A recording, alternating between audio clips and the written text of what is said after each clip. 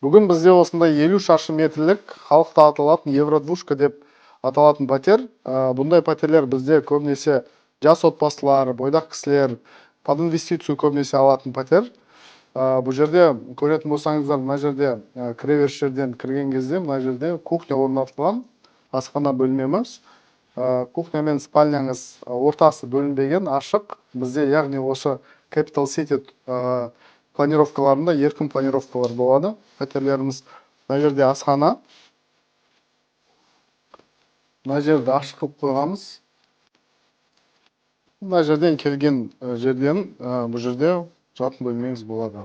Осындай күшті мынандай телевизор алып қойған. Мына жерден көретін болсаңыздар. Бұл жерде бізде санузел орналасқан. Мынандай душевой кабина қойылған бұл жерде.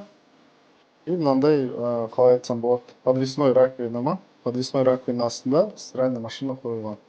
Егер де сіздер осындай пәтер алғыңыз келсе, сату бөліміне келіңіз.